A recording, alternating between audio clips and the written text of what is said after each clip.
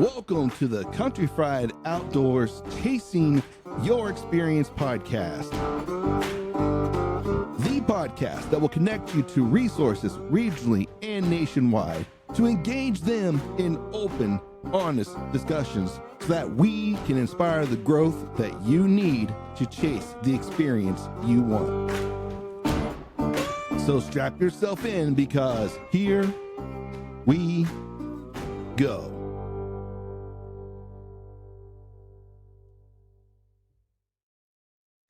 Hello, everyone, and welcome to another episode of the Chasing Your Experience podcast. I'm your host, Sean Smith, and we have a very special one on tap for you guys today. I know I say that all the time. Maybe I need to quit saying it so much, but every episode it's special to me, and I hope you guys find it special as well. But on this episode, I've got a fellow Ohioan on the other line. Help me welcome Nathan Wheeler. Nathan, how are you, sir?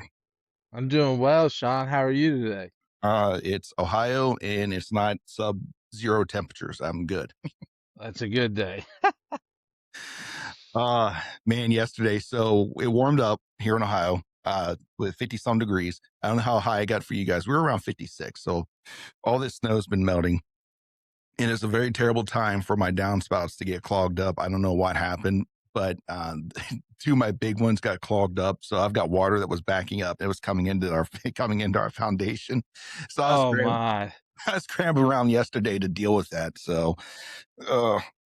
definitely a stressful day. First world problems, I guess. Yeah, I took a ride. It was nice. I let 10 rounds off through my 22 just to have something to do, and I did get stuck in the snow, so that was kind of an adventure. Today it's ice. Whatever melted is now ice today because it froze, and that was fun. It was like a skating rink when I went out to take care of the goats and chickens this morning. So Yep. the only thing that's nice is, with having everything shut off for the winter, like the water lines and stuff, I used one of those jet sleds to haul water down. So I'll have like a big water jug and I use a jet sled and with the snow, it's been great. Now with the ice, it was fun until I have to try to keep friction myself and try to pull it. Right. Yep. After like a baby fawn, trying to get through stuff, man. You need to get you a side by side. I got a four-wheeler. Okay, I'm gonna be honest with you. Like, I can't stomach the price of a freaking side-by-side these days. I'm like, are you freaking kidding me? Like, I can't stomach the price. I can't stomach the price of a new truck. Like, there's a deep-seated, like, absolute, like, resentment, or not absolute. I don't know if resentment's the right word. There's like this deep-seated, like, I will not purchase a vehicle that costs more than my first house. Like, it's like deeply seated in me. Like, I will not do it. And unfortunately, we might be forced into that. Yeah, believe me, I get it. My wife, she just got a new truck, and man, I got in it for the first time last weekend, and golly, it was like I was in a spaceship. It's got the big monitor in the front, all these bells and whistles, and then we went through a drive-through, and it was like a picture from like an aerial picture down onto the truck, and I said, how does that how does that work? Like, you know what I'm saying? Like, we're caught. We can't do nothing now. The government's on us. Big Brother is watching us now. Yes, we're toast.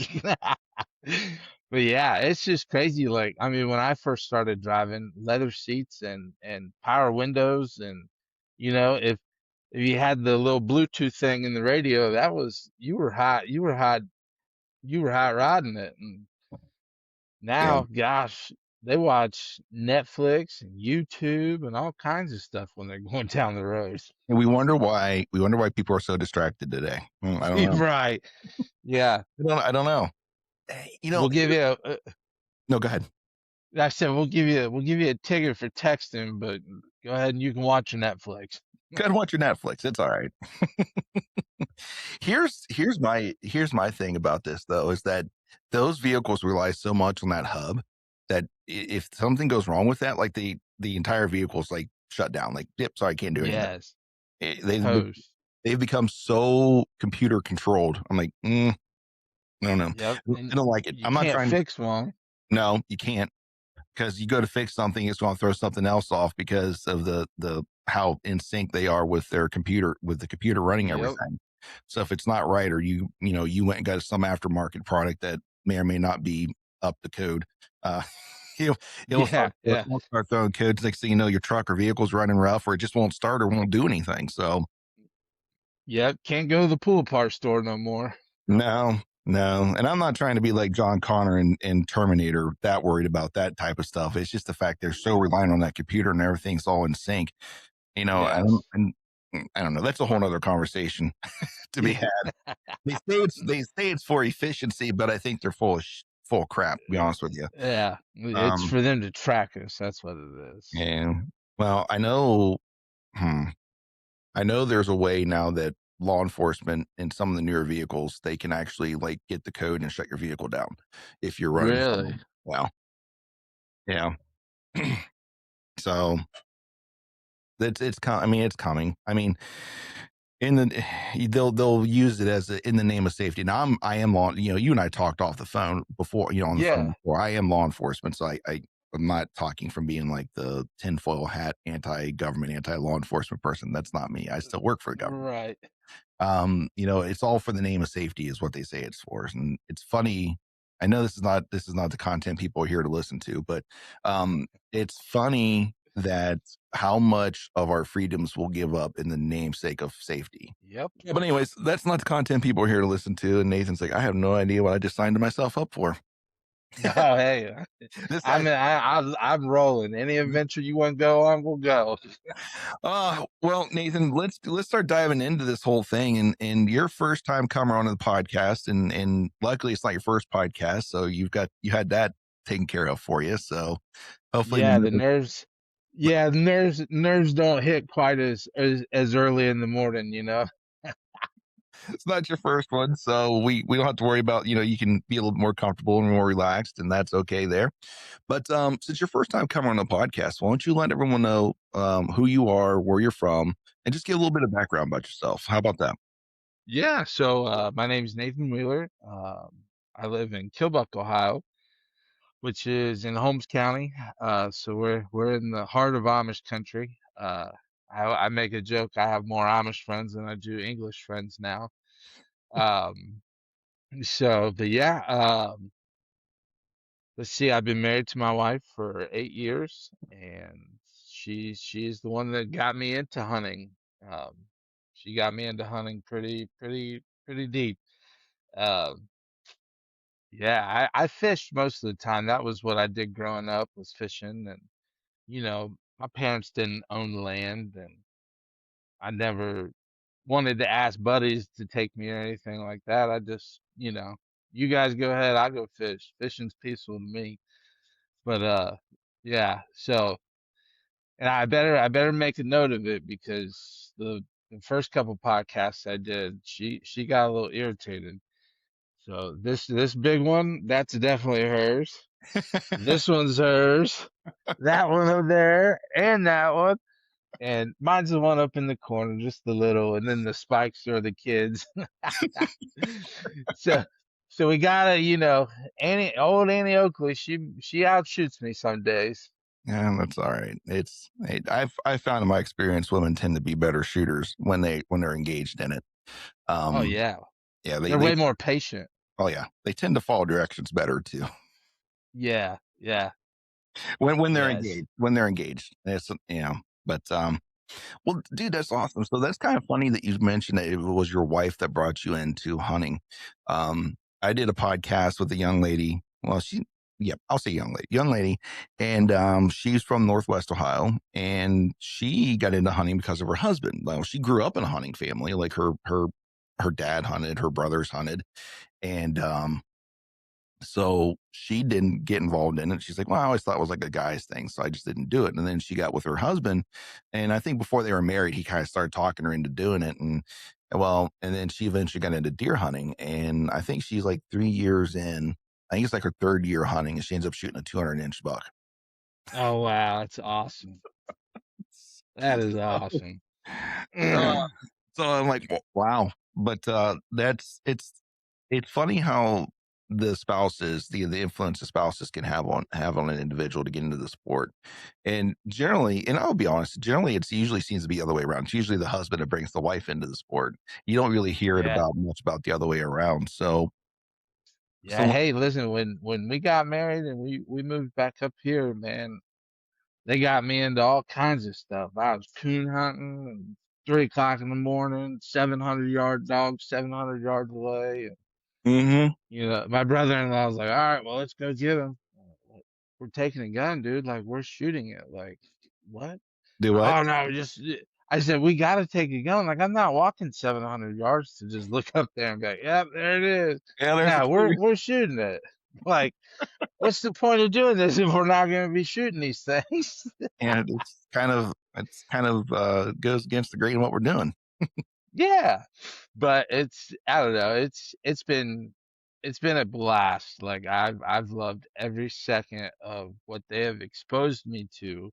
Mhm. And with our kids, that's what I want to do is expose them to being as self-sustainable as they can. um like we have cattle, we have chickens, goats, ducks. I mean, you name it, we've had it. Mhm. And that's one thing that I really try to hit on with him is like, yeah, they're cute, they're pets, but they go into your belly. They feed you. Hey, God bless you for that because I've had this talk before. Like I can go hunting and I can, harvest animals hunting. I sat down like I don't know if I could raise an animal and then send it off to slaughter. Like I'm that type of person. Like it have like a name. I'm like I can't do it. So Oh, listen, we had one, and my son named him. It was named him Beast, and he's just a black Angus. I mean, he was pretty. We had him from when he was a bottle baby, and I had to take him, to the mhm. butcher. And man, I've never looked into an animal's eyes and just like felt that like sense of he knows what's going on. Like, like it kind of spooked me out for real. And I told Megan, I said, I don't want to take another one there. I'll buy them all day long, but I don't want to take them. I know. I did not want to be partaking in there. And that just goes to show, like, farmers get, I don't know, I don't think they get poo pooed on a lot, but I think they get neglected a lot. Like, people really don't think a lot about them or what they do. Or some of them Right. think that they're heartless people. I'm like, not really. You'd be amazed to see the amount of care that they put towards. Now, obviously, there's always a turd somewhere. Like, don't, it doesn't matter Sure. what walk of life it is. There's always a turd somewhere. There's a turd preacher. There's a turd rabbi. There's a turd police officer, there's a turd governor, there's always turds everywhere, right? And Yes. in everything. And we would like to thank you for your support of the Chasing Your Experience podcast. If you'd like to continue to support the podcast, then please check out our online store at bonfire.com. There, you can purchase exclusive Chasing Your Experience podcast t-shirts and hoodies for all members of your family. Check out the link down in the description to find the store. And now, back to the pod. But that's not the norm, right? Generally, they are really good, hardworking individuals. And I've been on a few operations and watched like just the amount of care that they have for every animal is like I don't know how you do it. Like I don't know how you emotionally can like have this much care for this animal, knowing where it's going to go, and Right. be able to get through that, the disassociation to be able to do that. Like kudos to you, my friend, because listen, I don't know if I could do it. It's I guess it's to me it's one of those things where it's kind of just like deer hunting where I'm thankful like that animal is giving up its life for Hmm. me to nourish my body, to feed my family, to do all these things with. And you know that's I think what I think about when Hmm. when we send them and then we kind of have like an empty pasture. It's like, well, this kind of sucks, let's get some more. Still get more. Yeah, so I mean, yeah, the hitting on the farmers care for their animals. Like Megan and I have had like real cold winters, and we'll have bottle caps and we'll bring them inside. And we have gates over the doorways. They hang out in this area, We try to Uh-huh. get them warm and you know, make well, try to make sure that they can survive and make Right. sure we do everything we can do. Right. She had her goats, they kidded last week, was the end of it. And she was up there playing Dr. Pool, man. She definitely pulled one out, like full blown she was in it. She was, yeah. See, Like when the doctors scrub up, like, yeah, yep. that's She was she deep. was up in there, man. It was and I see the reward that she gets from that. And man, you can't match that. No, you can't. There's nothing I could do to match that feeling that she has. Yeah. Yeah. I don't know. It's like, it's almost like, I can't speak on how she feels, and that's all I'm trying to get to. But it's like this, like, deeper seated thing that's in people to care about animals. And I think, Yes. and the issue is when it goes so far that we get to the point to where we become the antis of farming, anti hunters, anti this. Like, we've become so. It, it's the extreme of that, Liberal. right? It's the extreme of that, right? And did you see Portland right now? They have a petition going around. I don't think there are too many signatures off from it becoming a ballot issue to criminalize farming, hunting, ranching, all of that Really? in Oregon. Yeah, Wow. I don't think you'll win, and I don't think you'll win overall. But but Man.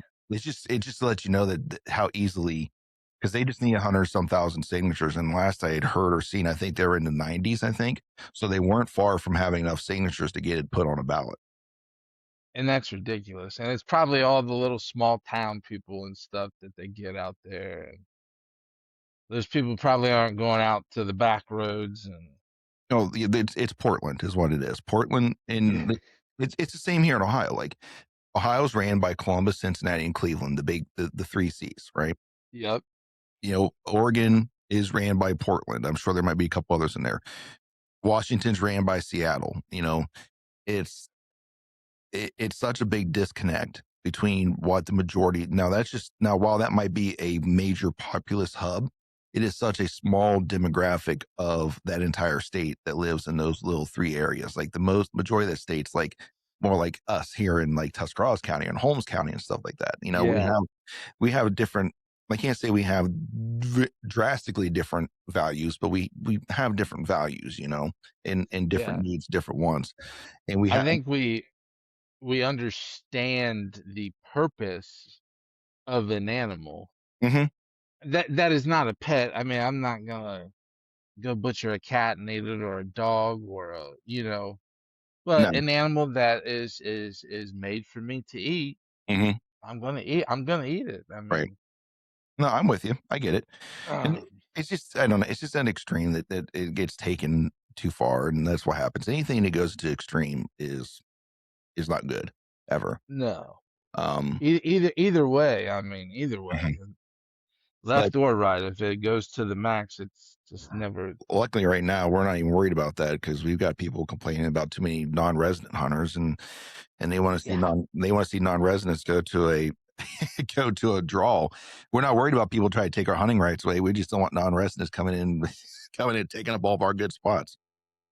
That's Yeah, all. that and man, that's a topic I've heard a lot of this year is these guys coming in from out of state and oh, they're only going to shoot bucks. Well, then that doe population in that area becomes so high that the bucks aren't moving as much. So it's like, are you really like, what are you really up here for? Okay. This is a great conversation. I want us to get into this since we brought it up.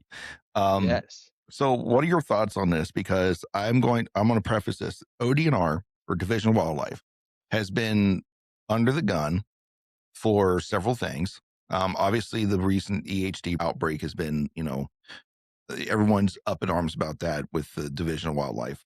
Okay, let's take that for a minute, but hold that and put it in the back pocket. But they're also under the gun because people think that the Division of Wildlife is trying to, um, basically decimate our deer population, right? They want us, and because if you've not noticed, the Division of Wildlife has been very adamant about, hey, please shoot more does, please shoot more does, please shoot more Right. does. That's what they want us to do. So I want to hear your thoughts on this. Why do you is doe management like is it something that we need to actively participate in? So me personally, I don't, I don't have that problem. I'm the type of, whatever God lets walk in front of me that day that I'm hunting, I'm gonna Mhm, shoot it. So to say that I've ever managed a herd or had high volume number of deer in one area, I just haven't. But I see why people are on the side of going ahead and shooting more doe, and I'm all for it. I mhm, mean,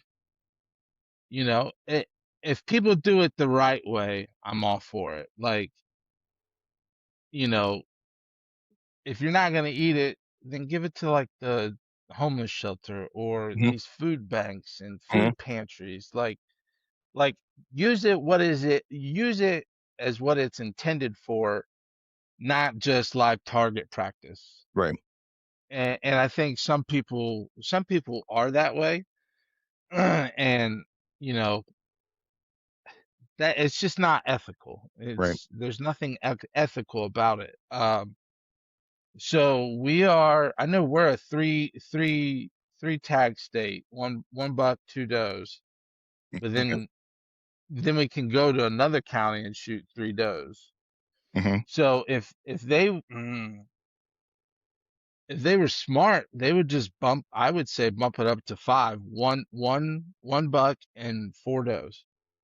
Because how, like, I don't have land in another county that I can go hunt. Like, mhm, this is what I got. Like, right, I wasn't involved in no trust fund and made deals with whoever and got 100 acres of land. Like, not in that. What I've got is what I've worked for, was what my wife has worked for. So why not? Yeah, just bump it up. If you want us to manage the does, mhm, and people are into that, mhm. then bump us up to a five tag. Okay. So I've had some conversations with ODNR about this, right? And here's what they're going to tell you. The average hunter only shoots about 1.3 deer a year. The average successful Yeah. hunter, and like I don't know if people knew this, but you used to be able to shoot 18 deer in Ohio. Back when we did the zones, and Hmm. you couldn't shoot more than that zone's limit. So say like our area was zone C, we could shoot 6 deer, right? And then you could go to another zone, shoot their maximum, go to the next zone, shoot their maximum, go to another zone, shoot their maximum. And then by the Oh time it's wow. all said and done, you could have had 18 deer if you wanted it, right? Now, obviously, Yeah. you only allowed one antlered deer with that. So, but here's what they found. So, doing the math for them, they're like, listen, the average hunter that is successful only shoots 1.3 deer. So it doesn't matter what bag limits we set. And the only reason we changed the bag limit to an actual like 6 statewide was just merely optics. That was it. Because Okay. leaving us at 18, people felt that we were inadvertently showing a disvalue for deer, and we weren't putting enough value towards them. So we decided to drop it down to 6. And Okay. so it had nothing to do with, it's like we could run an unlimited bag limit, to be honest with you. And Yeah, probably. there's not very many people who would actually, you know, would actually go more than 2, maybe 3 in a Sure. year, right? Now honestly, like you, I don't like the idea of just going out and just killing them just to kill. That's not the purpose of any of this, right? However, Right. unfortunately, I've got news for people. If it's not managed in certain areas, that's what's going to happen. Is they're going to do it. Ab Yep. It's going to happen. Absolutely. It's going to be state sponsored. But anyways, that's a whole other thing. I didn't know what your thoughts are with about any reservations when it came to like hunting does or bucks and those things, because they're like you Yeah, said. Go ahead. I'm not really, I mean, if it walks in front of me and I've got the shot, I'm taking it. I guess that's just, trigger happy me, but Uh, I don't even I think. will say, so this year, last year, the two does that I shot definitely together weighed about as much as Megan's buck. But I'm not, you know what I'm saying? Mhm. I'm not gonna shoot it if it's got spots, but if there ain't no spots and it's out there and tomorrow's gonna be negative whatever, I'm gonna shoot it. Hey, guess what? Well, God.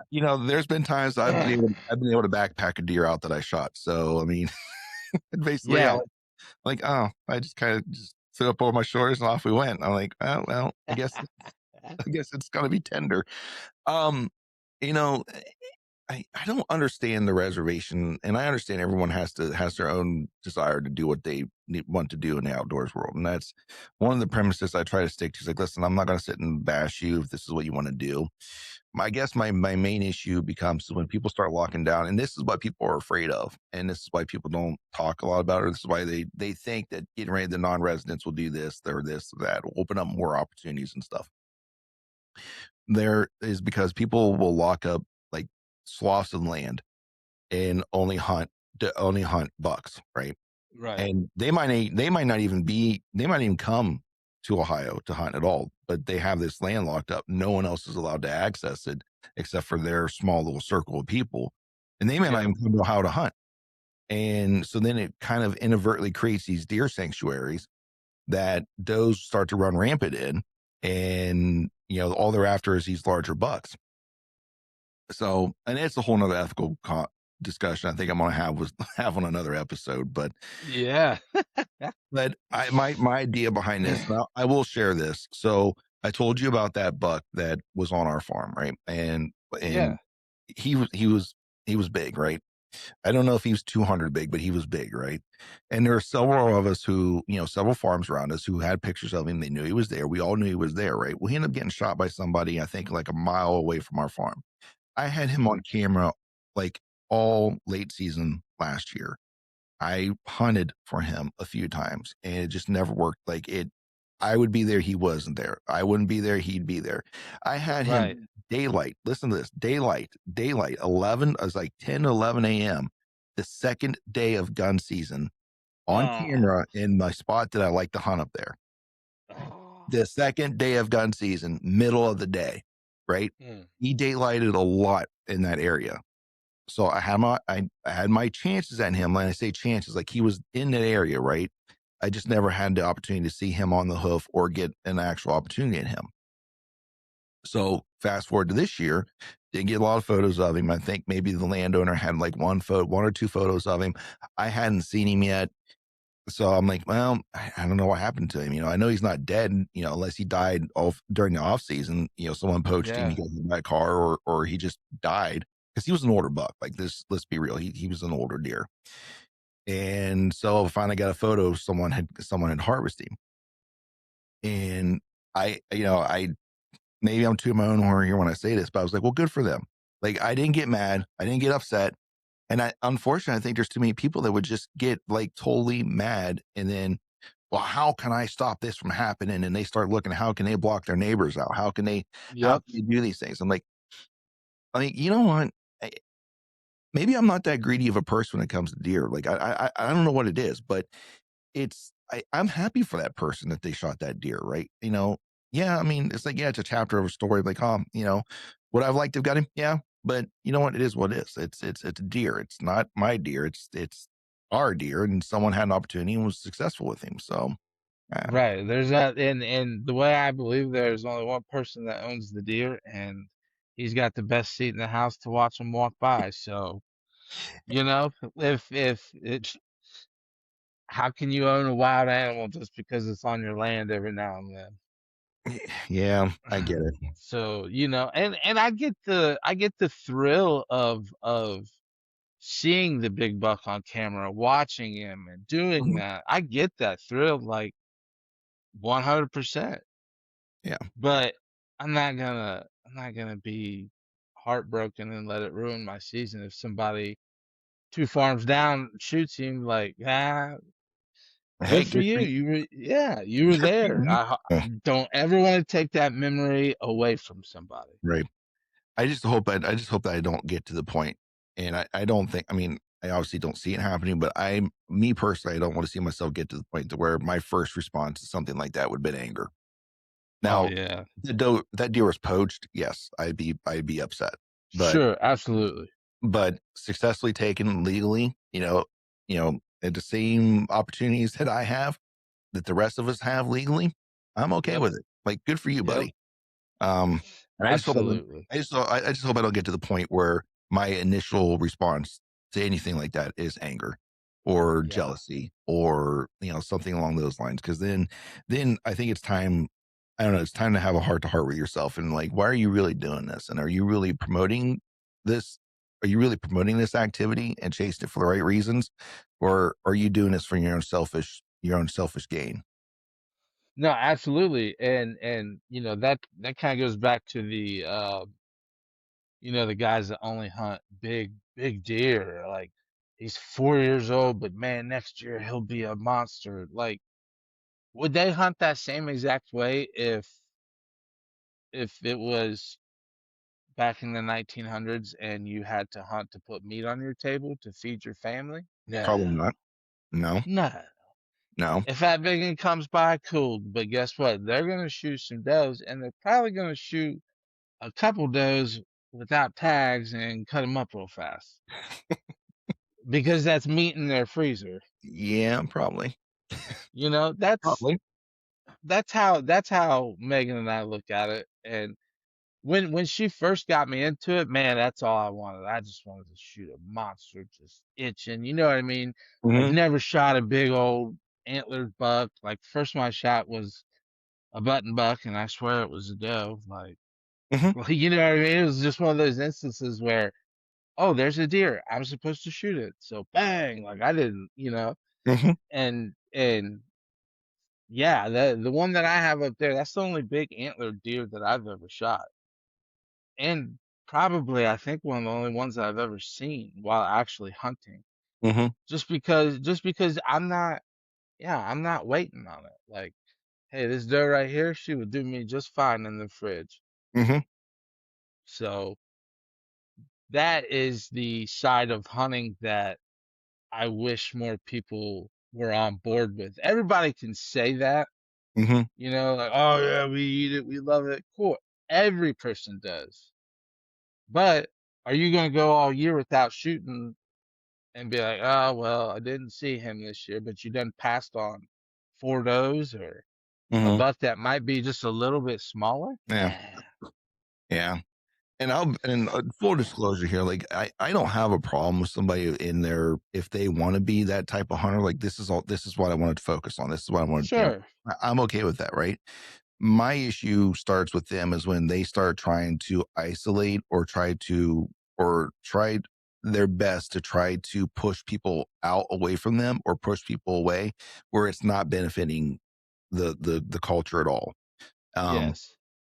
when they're trying to do stuff like, there's talks of people putting fences up now that, where they're trying to block neighbors off, access to their neighbors' properties just so they can try to keep deer on their properties. Like, okay, I have a problem with this because this is now you being selfish. It's not you Yeah. being overall collective of how can we improve everything. This is you being selfish for your own good. Yep. Um, and I get it. And I get if people that's what people want to do, they want to chase those larger deer. I'm okay. Like, I don't have a problem with that particularly. Like I said, it's when you start to negatively impact the culture because of your own selfishness and it becomes Yes. that, then there's an issue, in my opinion. But Like, yes, like the whole arrogance of people shooting big deer. Like like good for them. That's yeah, great. They put in the work. They did it, and that's awesome for them. hmm But I don't want that person to brag to me or to, tell me this or that because I don't care about the big. I just like hunting, honestly. Like I literally and maybe I picked a bad spot this year, but I went every day for 3 weeks straight. And I'm telling you right now, the only thing I saw was a blue lightning bug that caught my attention. That was it. But I'm telling you right now, I had fun every day. yeah, Every day I had a blast. And I was ready to go the next day, ready to go the next day. Just because it is I don't know, it's such a connection to the earth and just you know what I'm saying? Mhm. Just that feeling like yeah, I love watching the woods wake up and I love watching the woods go to bed. Just the sounds and the sights of all the birds, are all right there and then they just boom and then they never come back because it's bedtime. Mhm. And it's like, man, okay, like this is cool. This is knowledgeable stuff that we should be passing down Yeah. instead of, well, son, just leave him be. He's a 3-year-old. Next year we might get a shot at him. Like, I what get does it. that teach him? I, I don't know. I guess I don't know. No, I get it. I don't know. I don't know why I'm so strong on not really. It's not that I don't like him, and it's not that I don't watch the stuff on TV or when you go to these sportsman shows and they have all these huge racks, like, oh, that's really cool. Mhm. But like, I would rather stay over here in this lane and let them be in that. Well, and that's kind of the point, though. Is like chase your own experience. Like it's when you start attacking people for chasing the experience that they want. That's when the issue starts to happen. This because I Correct. guarantee you, I'm about to say a phrase that's going to grind your gears, and Maybe. this phrase is, "Why couldn't you give him another year?" I wouldn't have shot that. You should have gave that deer another year. You know, My response back to that is, well, good thing he didn't walk in front of your stand. right? And he'll be in the skillet tonight if you want to bite, come over. We're gonna have some really good chili with this deer. Yeah, you know what I mean? Like it's just I would have that and then I don't know, I have a hard time with when, somebody shoots a buck and like, they're proud of it, yeah, and then you're looking at it and you don't have that wow reaction and Hmm. they're kind of like, oh, maybe I shouldn't have. Like, dude, if you are happy and that is what you wanted to shoot, and you had your heart beating out of your chest and you were shaking so bad that the scope was moving, man, shoot it. Be proud of that deer. Absolutely. Because guess what? And I love this saying. You're going to be the first person to ever lay a hand on that. You are the first one. So be proud about that. That right there, that's half of the battle. Hmm. You know what I mean? How elusive are deer? And then like, oh, you shoot a nice 10-point buck, man, I would be so happy. Hmm. So I get happy if it's a big doe. Oh, it's yeah. I mean, fawns come in from 200 yards running in the field, man. I'm shaking as soon as I see them. Just because that's the thrill of it for me. Like when I'm personally hunting, that is the thrill. And then when everybody else hunts, the thrill is watching their excitement. Yeah. Yeah. I tell you, sometimes I'm more excited for other individuals who are successful sometimes than I am for my own success. You know, Oh, I mean, yes, yes, yes. especially with, people who are close to me. Like I'm super excited for them. Like they'll call me like, "Hey, we got one." I'm like, "I'll be out to help you." Yep, yep. Hold on. So, Hey, uh, listen, I can't do much, but I promise you I will be in that side by side cheering you on. cheering you on 100%. I'll be the best side by side driver you've ever seen. Oh, I'll be the rider. I don't drive the side by side All yet. right. Well, buddy, let's start that. So you said you were kind of, I hate this term, but people say on adult onset hunter, whatever that term is. But you got into it because of your coming getting in with your wife. So how long have you been hunting then? So let's see. We got together and we got married in 2019. So 7 years, 7 years. 8 Okay. years. Yeah, All right. yeah. And I've killed a deer every year that I've gone hunting. Um, Good for just you. I've only shot one, you know, one rack deer. That's everything else has either been a button buck or a doe. Nothing wrong with that. Um, maybe a couple fawns here and there just because I get excited. But So how'd she get you into hunting? Like what was that conversation like? How'd that work? What happened? So it would have been the year before we got married. She came up and hunted with up at her mom and dad's house, Hmm. and she shot a really nice 10 point. It's the one right here. Okay. He's a really nice one, and just seeing her excitement and that like joy, and you know her telling me about it, and I was just like, yeah, let's try it. Like, we're gonna try it. Hmm. So it would have been the next year. It would have been gun. It would have been the gun week. Okay. Was like my first time going, and it was a little shaky experiences. I may or may not have dropped my father-in-law's 4570. Whoops. Yeah, well, yeah. It was a whoops, and I'm just glad that I'm still in the family. I'm still upright, so. They didn't disown me. Well, that's good. No, he didn't. And 2 days later, I was able to shoot one with it. But Awesome. you know, I would say honestly, just man, I don't know, just being out there, and then nothing's happening, and then all of a sudden, boom, and your adrenaline skyrockets, and what I mean, you get so geeked up, or you're looking out to the right, and then you look back to the left, and there's like a raccoon or a turkey or something, and you're just like, oh, like, you know what I mean, like that. Right. I Yeah. love that feeling, that just surprise of like, here I am, like, here you go. Here we go. Here we go, we're gonna get it. So yeah, I would the first couple years I never went up a tree.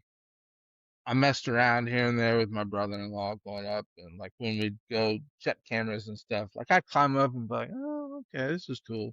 And then so it would have been 2023 is uh is when I made a 5-second decision that, you know, really impacted my life and my family's life and everybody's life. I was rushing into the woods, and I don't need a harness. I'm only gonna be up there for a couple hours. Well, if I'd had that harness, things probably would be a little different. So, I fell. I wasn't doing anything silly. Wasn't playing Tarzan, swinging from, tree to tree. I just either lost my balance, or the teeth of the platform stand, the teeth of it must have come loose or something a little bit, and it like jumped, and I wasn't ready, and lost my balance and fell.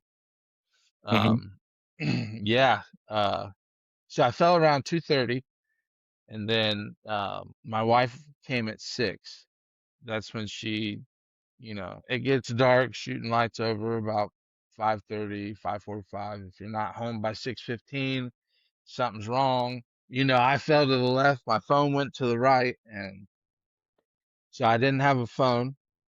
Yeah, so I ended up breaking my L1 through 5. Burst fracture, just completely gone. Um, I broke my left shoulder. I had two traumatic brain injuries. My spleen was bleeding out. My lung was filling up with blood. So I would say I was pretty close to knocking on the door. Hmm. Uh, and and it was just like this, just I could just hear the cyber sign. I'm telling you, it was redlining. There was that if that pedal could have went through the floorboard, it would have, because they were en route, and I was like, oh, thank God. So she got there, and man, I don't think anybody else could have handled it any better than she did. I'm complaining like, move me, just I need to get comfortable, and she's no, no, because I don't know if your neck's broke, and blah blah blah, and it was she had, and I know it's how her mind works. On her way up there, I know she had a checklist already running in her mind, like, we'll find him, we need to call 911, we need to do, and I credit her a lot. She is a trooper. She's very calm under pressure. So Hmm. she did the right thing. It took it took about 45 minutes for the paramedics to get down to where I was. and then it took about 2 hours to get up to the helicopter. Then I was in the helicopter and we flew to Grant, 12-hour surgery, 2 week stay, maybe a month stay there, and then went to a rehab facility. And I came home that first of the year. So yeah, if I don't know, I think, and maybe I'm being biased, but like at hunter safety courses, I think they should have somebody that has had a traumatic accident or something go wrong with them. I think they should go to all of these courses that are offered and talk to these kids or adults that are taking the class and saying like, "Hey, look, I was that guy. I was that guy. I was bulletproof, man. Ain't nothing gonna break me." Hmm. Well, guess what?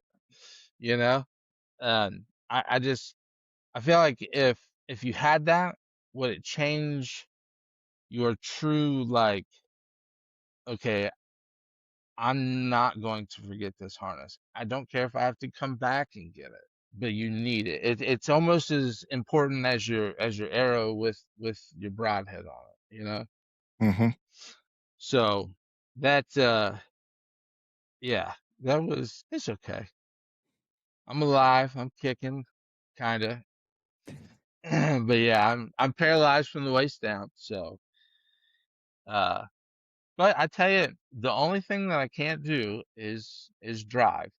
And it's not because, I can't do the hands. It's I got these nerve pains and Hmm. you know, it tightens up, and when I clench down, like I have to close my eyes, and I'm just really gritting. And man, if I caused an accident, I would feel like a complete loser, Yeah. you know? Mm. So, and then I'll hit on this big buck that she shot one more time. She shot that to the day of my 1 year anniversary of fall Mm. at the same property. Please tell me it wasn't the shade tree stand. No, no, no, no, Mm. sir. Nope. I'm telling you, I literally think after the dust kind of settled, Yeah. I'm pretty sure everybody went out and checked their straps and their chains, and Yeah.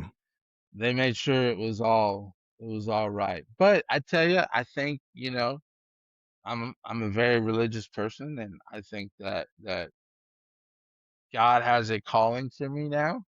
And if it's to be in this chair and to promote hunter safety, or you know be involved with things, that's my focus.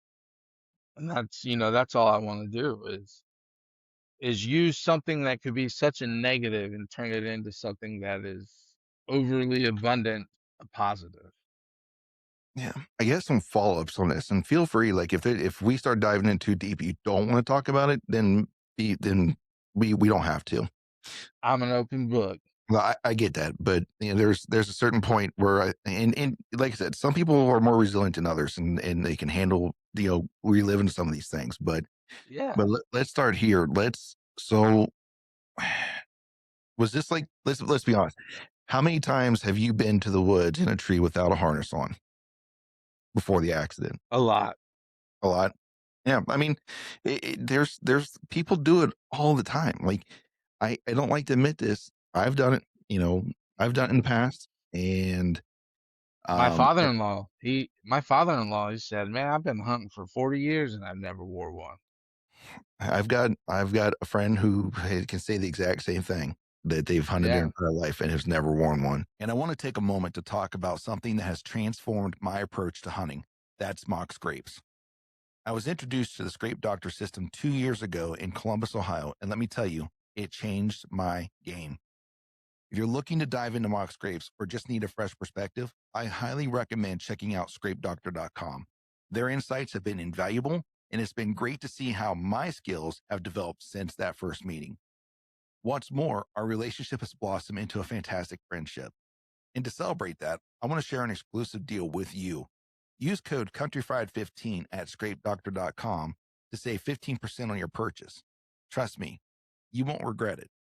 And I've had somebody, she wasn't close to me, but we knew each other. We worked in the same field. She was a trooper, here in Tuscarawas County. I worked in, Yerricksville, Ohio as a police officer. We knew each other, right? We were well aware of each other. We both loved to hunt, and she fell out of her, she didn't wear a harness. And I think she's in a ladder stand. I think some people have like a false sense of security in ladder stands for some reason. Yeah. But she was up in a ladder stand and she ended up falling. And I don't remember what all was injured. I do know the extent of the injuries almost was a career ender for her, like where she wouldn't be able to come back to work. Now, Right. she was able to recover. She did make it back to work, but I think she had lived in pain, for quite some time. I don't know. It's one of those things to where it's such a small piece of equipment that there's no reason you shouldn't have it. No, and I get it, but everybody does it. Everybody does it. I've done it. We've all done it. And unfortunately, we're rolling the dice every time that we do it. Oh, definitely. And I'm sorry that the dice rolled the wrong way for you. Like this, that's terrible. Like, and I'm sorry. No, don't be sorry. Hey, I am alive. I get to watch my children grow up. I get to hunt deer still. I mean, listen, my life's good. I'm happy as could be, man. I mean, I try to live by the motto of don't let the hard days win. And some days they get close. Some days it gets really, really, really tough, but man, I just keep rolling. That's my motto. Let me find the next thing to keep my brain busy. That way I'm not thinking about, oh, hey, you can't walk. But yeah, I'll tell you, it's a positive. That is my outtake on it. I worked in corrections and that's a very negative and dark place. And you start to be there so long that you kind of become desensitized to just normal human feelings. And I was getting to that place pretty deep. And I love this version of me now because it's not that person. I'm not mean to people just because I do it for 8 to 16 hours a day. Right. You know, you're not on edge with every little thing. And now man, it's so peaceful. Like, so I think that saved my life. It saved the dad that I might have became. It saved the husband that I might have became. So, you know, just I use everything as a positive now and just be happy. That's my goals. Dude, that's amazing. It's amazing. And I'm not even going to try to fathom I'm not even going to try to fathom like some days I get, there are probably days that are harder than others. And I understand that.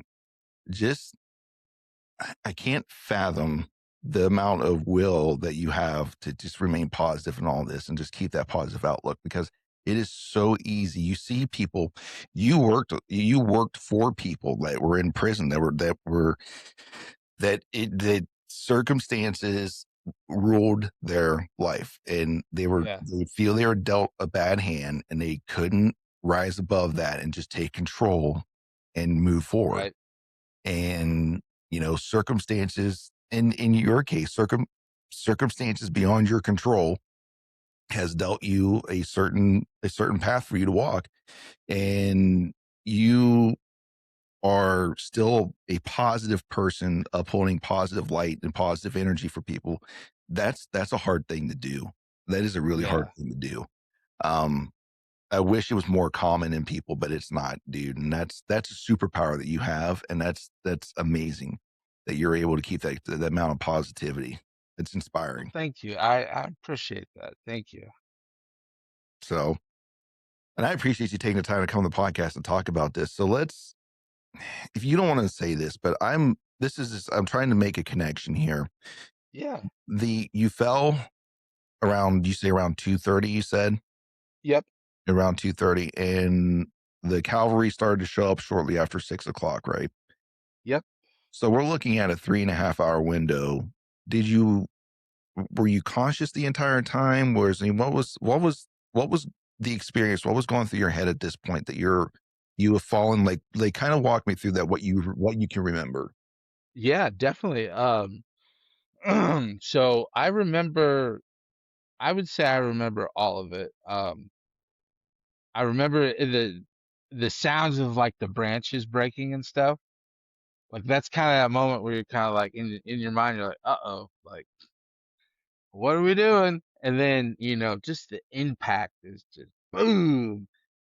And then my legs, both of my legs just felt like they just imploded and were so big that like I thought for sure they were gonna have to cut my bibs off and cut my boots off. And that was like one of the first things I asked Megan when she got there was like, hey, how big are my legs? She goes, they are fine. I'm like, they don't feel fine.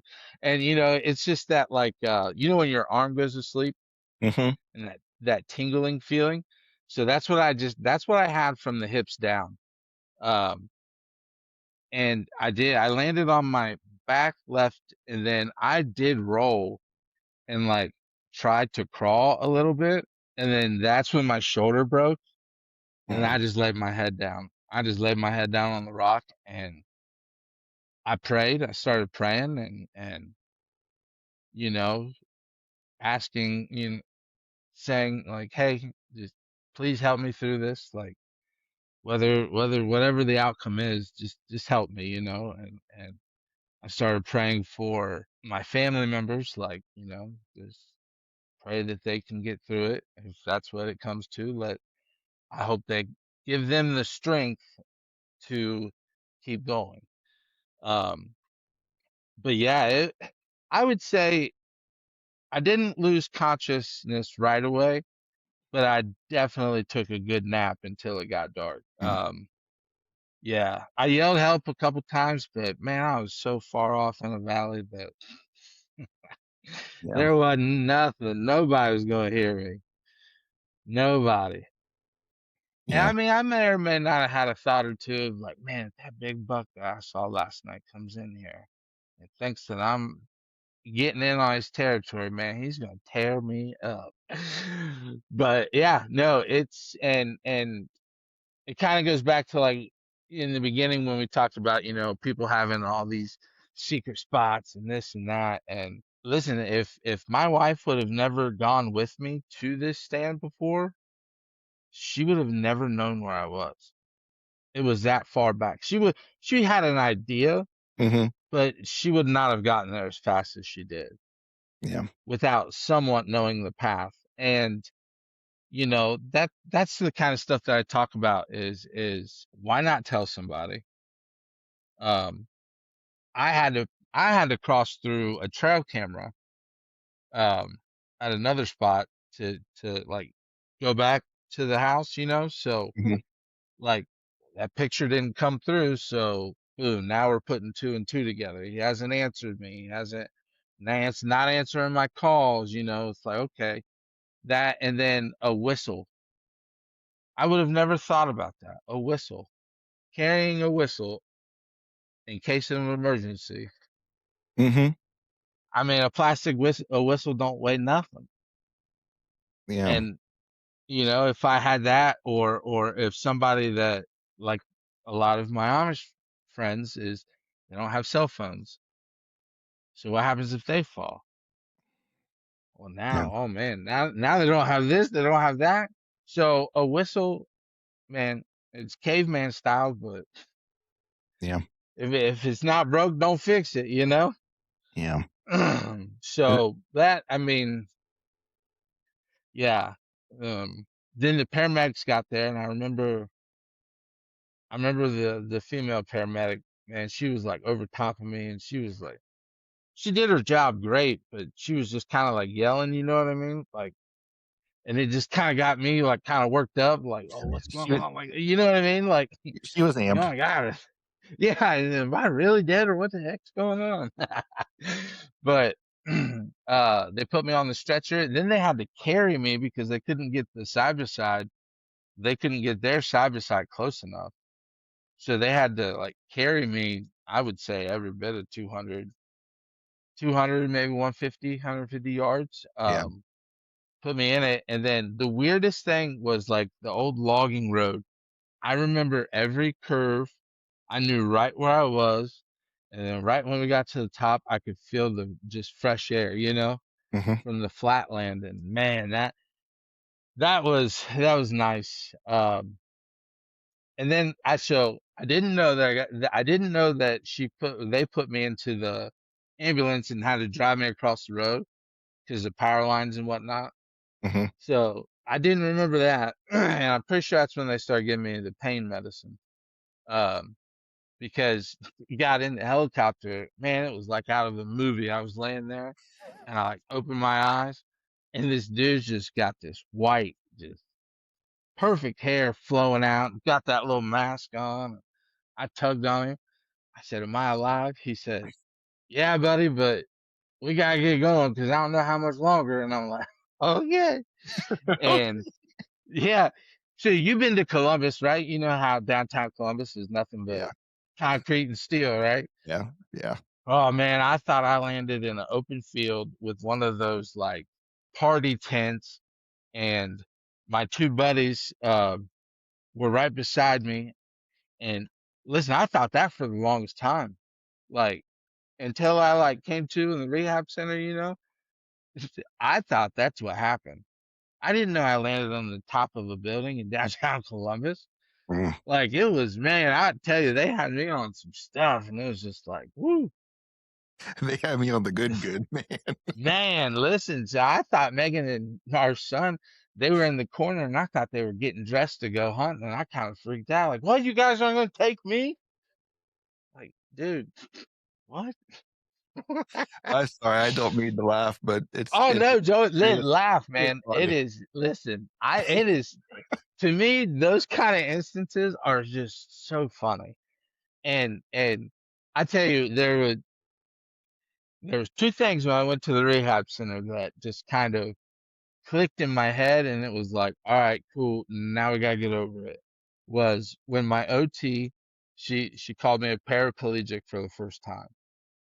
Man, I don't know what it was, but those words in four syllables, man, they stung me so hard in the heart.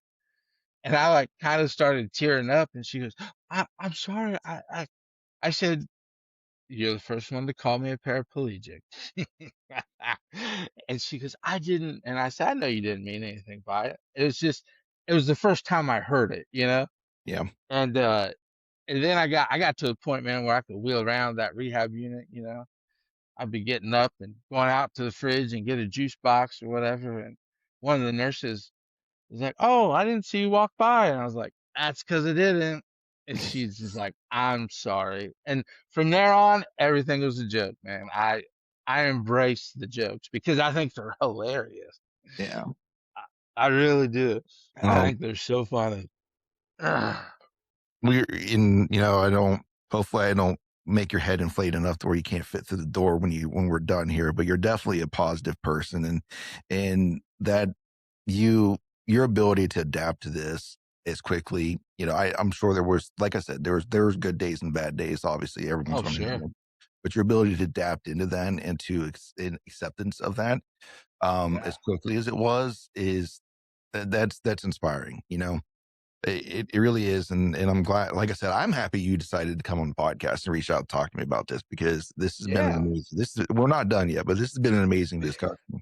Um, So yeah, and just real quick, the I wouldn't be where I am without my family. They adapted to it too, mhm. and they embraced it too. So like, it's not just a one person kind of thing. It we became a tribe, and that tribe conquered the hardest parts. I mean, it's been 2 years. Yeah, 2 years. November will be three. So yeah, I mean, for 2 years into it, man, I think we have conquered the hardest part, and now we can just coast without the brakes on. Yeah, it's like they said, behind every strong man is a strong woman, right? Oh, And you can say definitely. behind every strong woman is a strong man. Like it can go either way, I guess, in today's world. It can. sexist, but whatever. Anyways, Right. but but the idea that though is the fact that also in my experience when I've because I well, now not dealing with obviously the trials that your family's been through, but I know when traumatic stuff happens to individuals, the first thing they want to do is they try to isolate themselves, um, Sure. and they start to pull away from their support structures and things, and the support structures is your family, those and the friends around you, and that can lead somebody down a dark path really quick when you start to isolate and get away from those support structures because you need those. And kudos to your family for being the support structure to be around you, right? Kudos to Yeah. them and praises to them, but also once again back to your natural ability to what I won't call it natural, your natural ability just to go ahead and move forward and not isolate yourself from those. I'm sure there's days that you just want to be left alone, just leave me alone, like everybody else. Yeah. Yeah. But stay in there, man. Mhm. That's awesome. Not to pull away from I that. think like the first part of it, when you go out into public is like you feel like everybody is staring at you. And it's like, oh man, like it makes you really kind of uncomfortable, you know. But then I know something clicked. We were in a Walmart, and I have this little Firefly attachment that goes on the front, and it turns me into a little go-kart. And this little Amish kid was over there, and he was just dead eye staring at me. And it has lights on it, so I flipped the lights at him real quick, and he like jumped and walked away real fast. And I was like, "Yep, that's how I'm gonna do it from here on out." Like that's how I'm embracing it. I'm not even worried about like, oh, what are you looking at? Or, nope, I'm embracing it full force.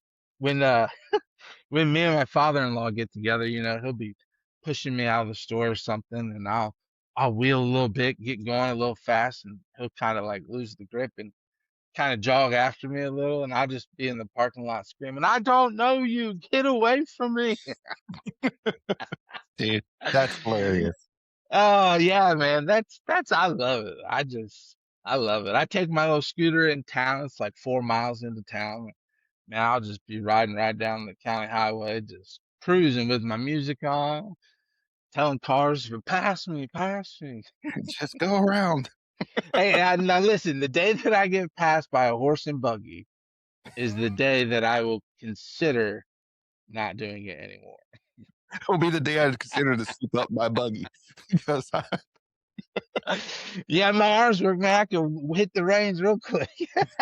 we are going to the gym today, and Yes. Oh, that's so funny. it'll never happen again. Oh, dude, that's hilarious. So Yeah. let's talk a little bit about post accident. We've started to go down that, obviously already.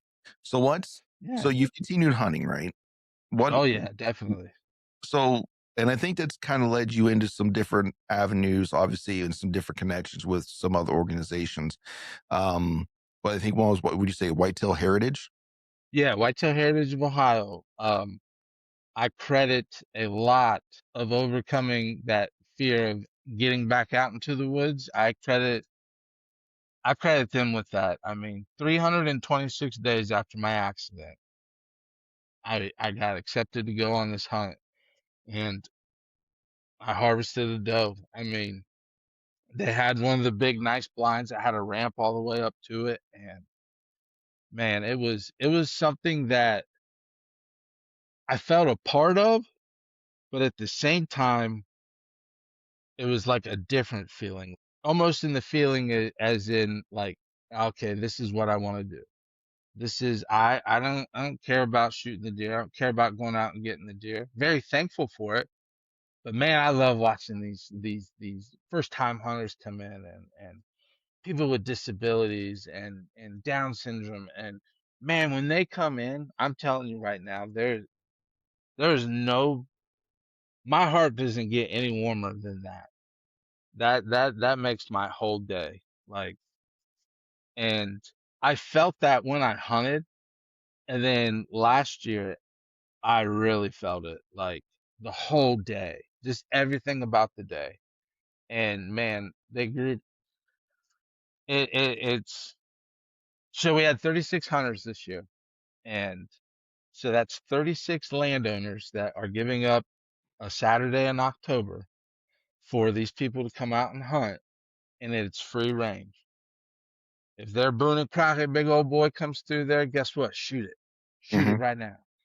And I think that is shifted my what do I want to say? Shifted my thought process on a lot of things.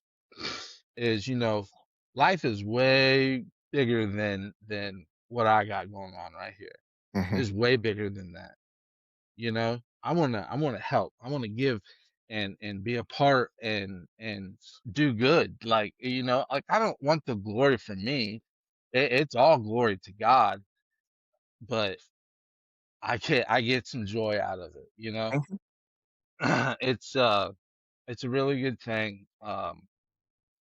Yeah, we take 36 was the most that we've taken or they have taken, and that was last year. So um they say we're not going to get bigger, but we'll see. So that October, last October, we had 36 hunters and there was 700 people there. The catering service that we had said that they cooked enough food that fed 700 people. Whew, that's a lot of people. Um, yeah, yeah. It's Man, I tell you, it's the coolest thing. So like in the morning we have breakfast. And then the hunters come in and we pair them up with their guides, and then we get them all decked out in their clothing, and ODNR talks. Then we have lunch, and then they shoot the bows. Like we have 36 10-point bows and the Hmm. bogs tripods. We're set up for everything. We're set up for quadriplegics that have like the bite triggers. We had a blind person, and they moved it around. Now the guide was behind them, like, okay, there it is, pull the trigger, boom. But she pulled the trigger, she tracked the deer. So it's like, man, like, I don't know. It is so much fun. And then the hunters go out, and then everybody kind of hangs around, the families and stuff. And then, man, the action is on when they come in because it's down this drive. So you got a guy at the mailbox, radio and the what do you call him, like the MC or whatever. Hmm. And he radios, and we got this guy coming in and he got a doe. And then they'll have a drone like meet him halfway down the driveway, and it'll show like a live thing on the board. Yeah. And they make a big tunnel and they drive right through the tunnel, and man, they cheer just as loud as if it is an 80-pound fawn compared to a Boone and Crockett. Man, they cheer the same.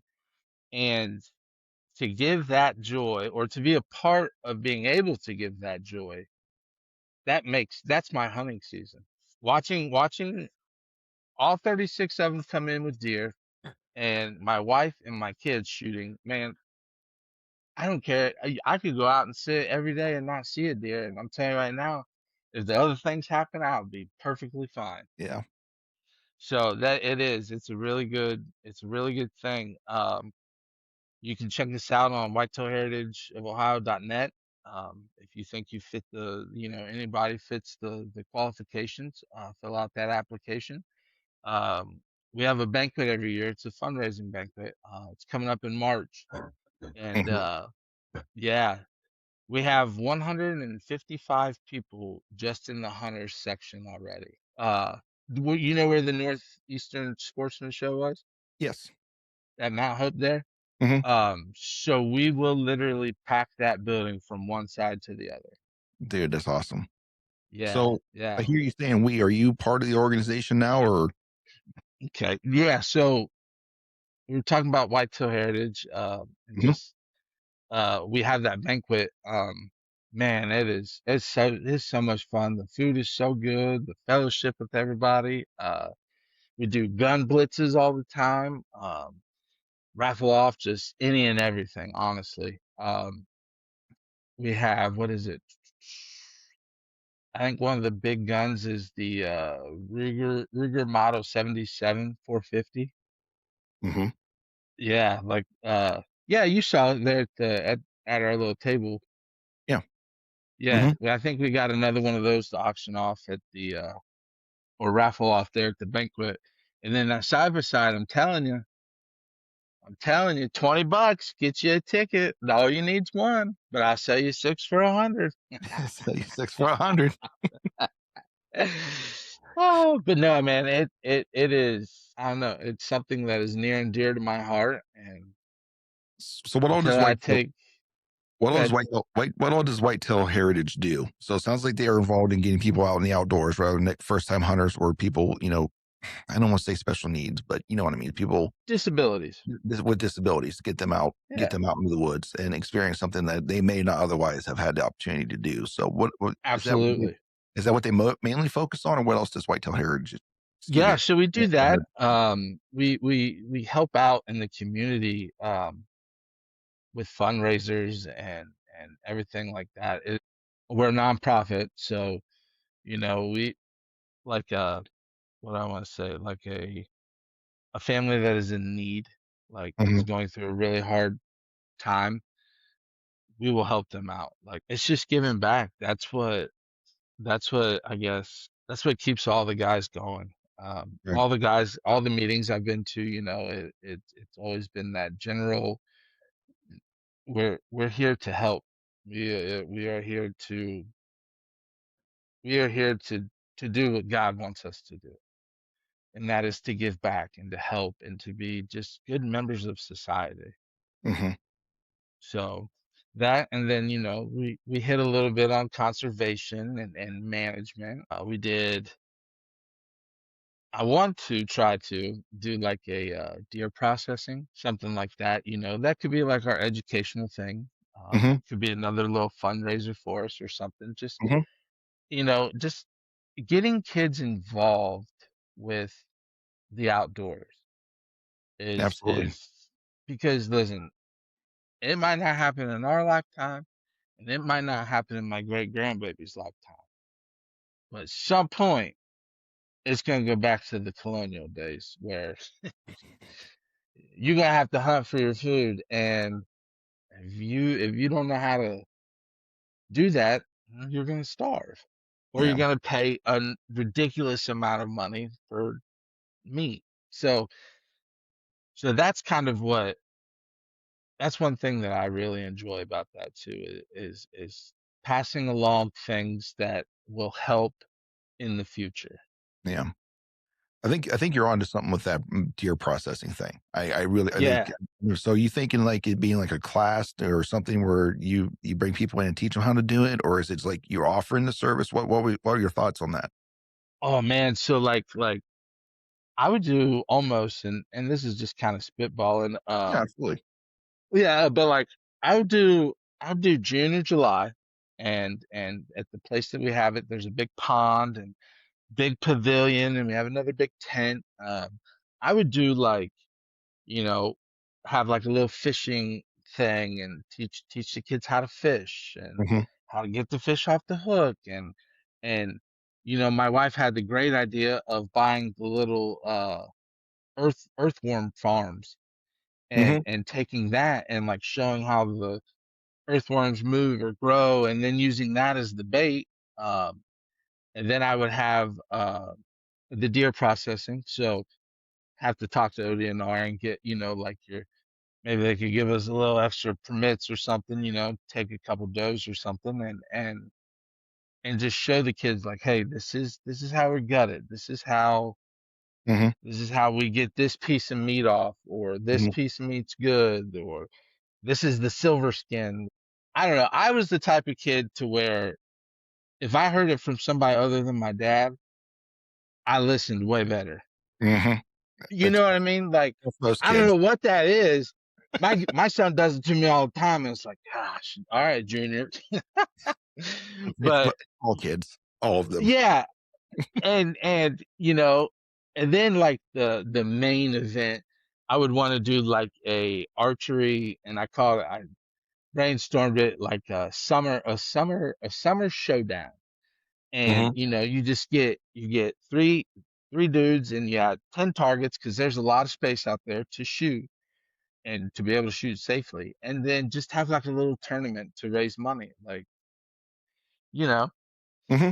just fun stuff like that. Like I know it's like it's not hard work, kind of. I mean, what we do, it is, but it isn't. It's work, you Hmm. know.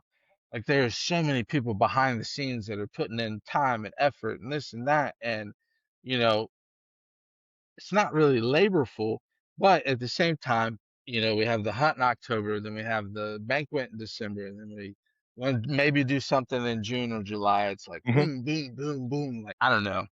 There's A lot of the what is it?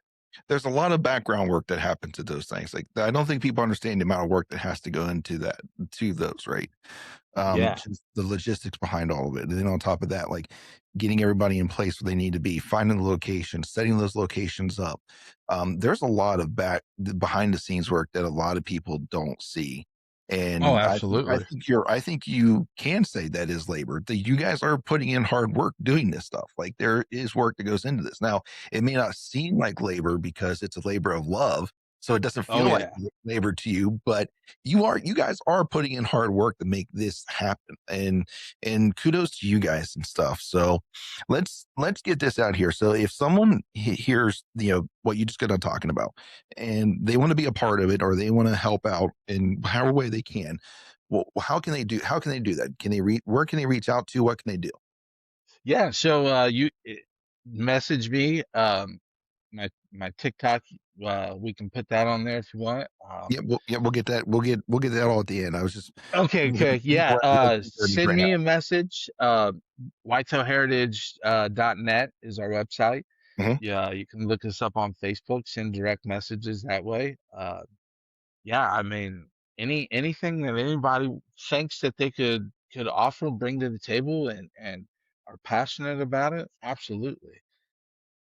Well, good. I hopefully, and I encourage people to get involved. If it's not whitetail and heritage, like something similar to that to help out, and help promote what we do and get the next generation involved, or just help someone who wouldn't have the opportunity to do it at all, Yeah, because of a disability, or something that's happened in life that just has kept them away, or they just didn't have the mentorship that they needed around them to get involved into it. So, sure. absolutely, all for that kind of stuff. Well, Yeah, before and go ahead. our hunt next year is on the 10th of October.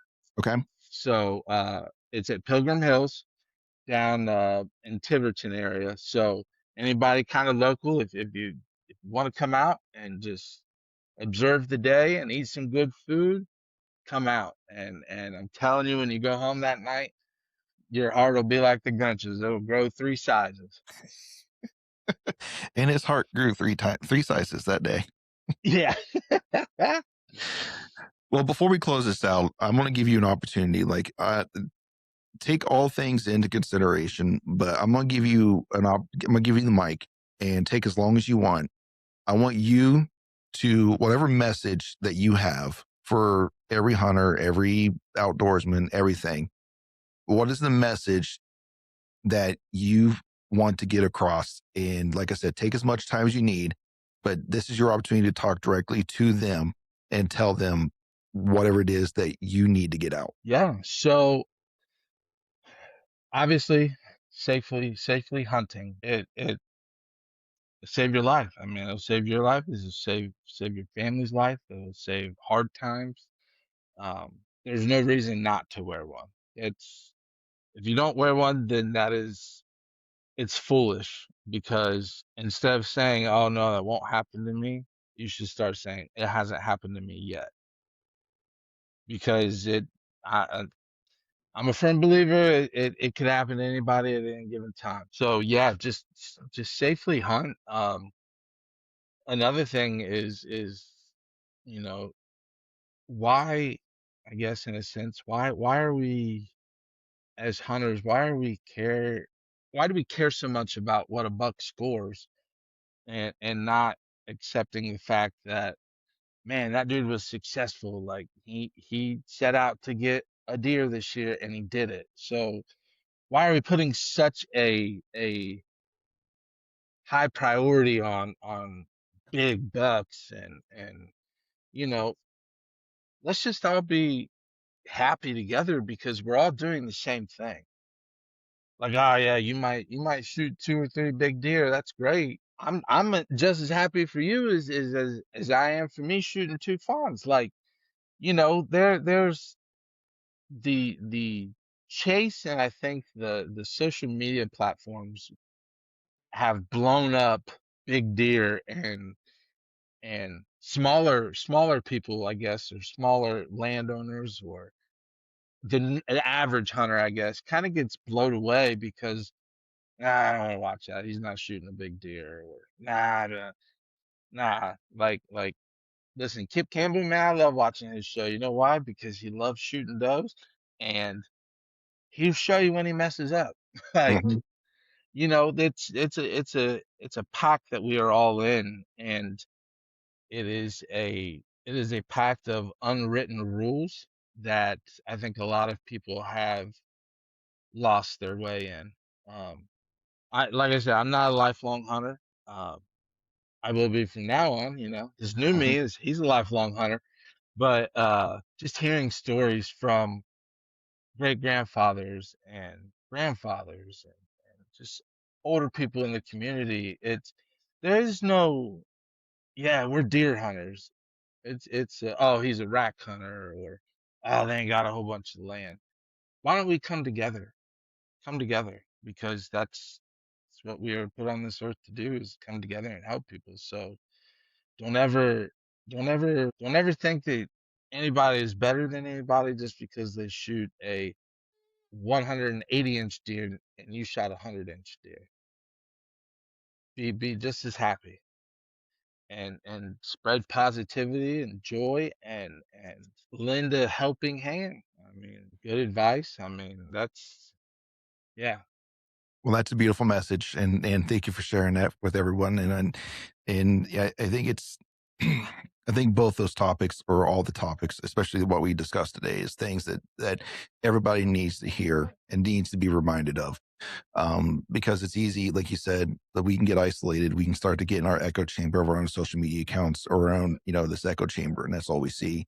We get ungrounded from where we should have been, or where we need to be, and we kind of lost touch of where we started.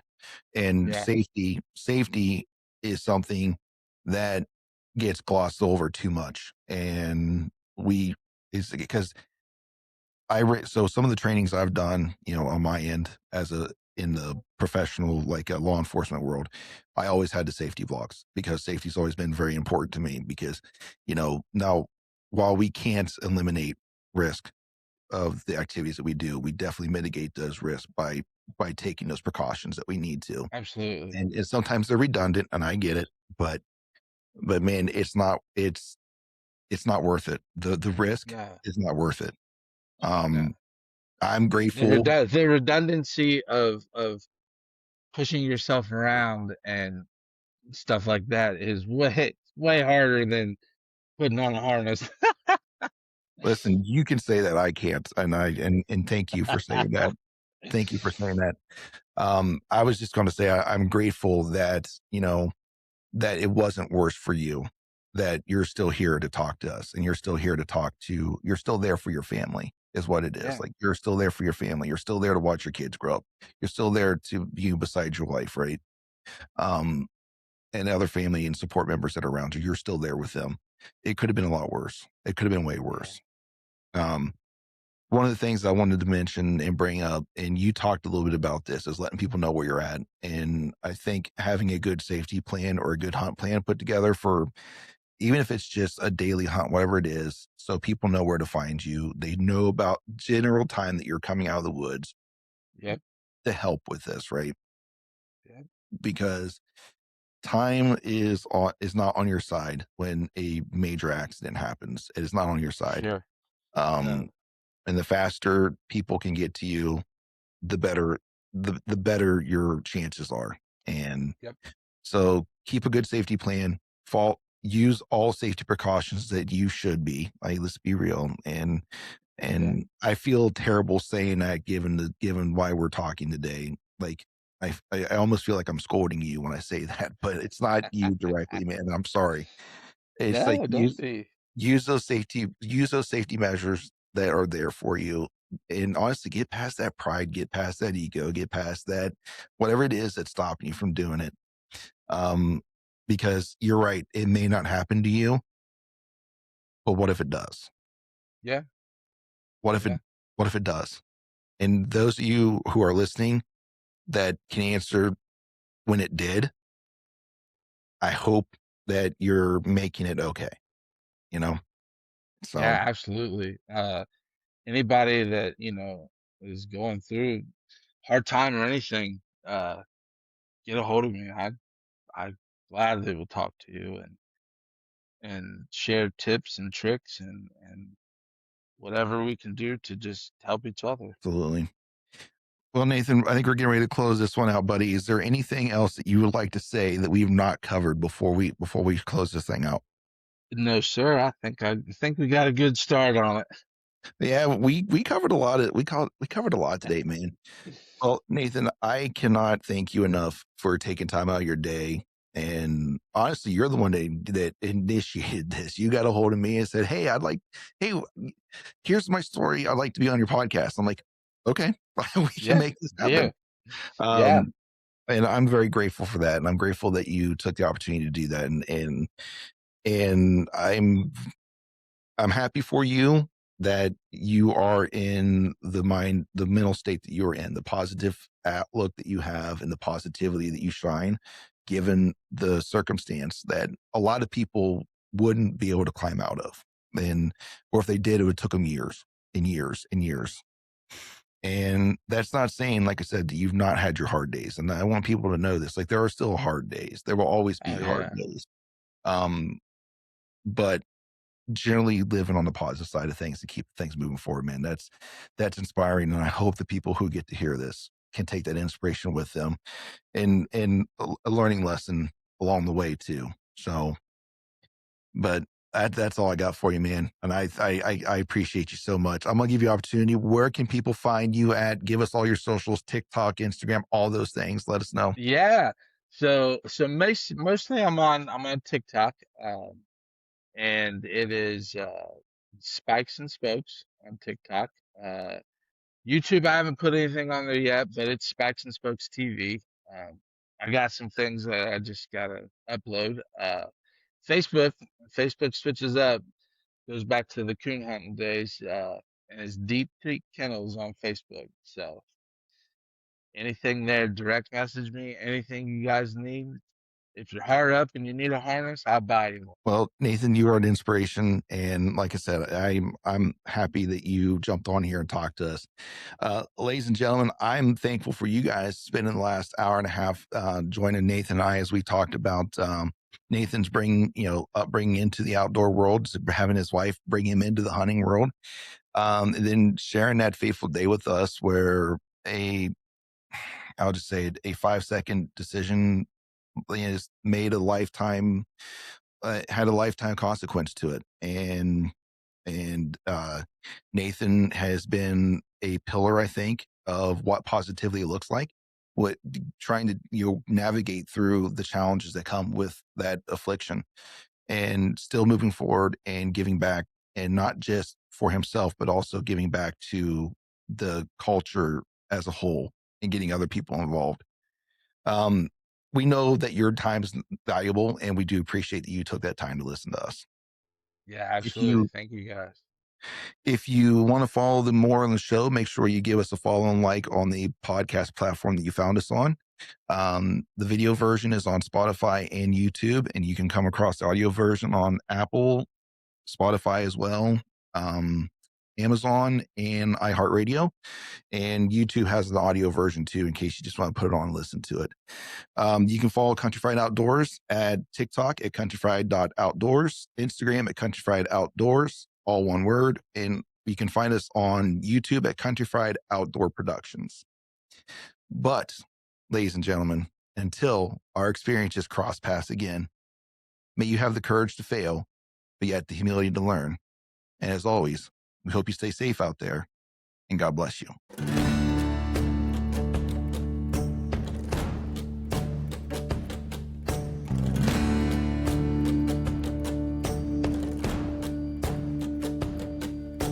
Thank you for listening to the Country Fried Outdoors Chasing Your Experience podcast. Before you go, don't forget to leave us a review and follow the show on the podcast platform of your choice.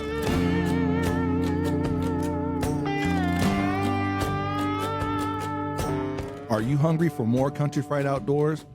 Then follow us on Instagram at Country Fried Outdoors, or subscribe to our YouTube channel at Country Fried Outdoor Productions.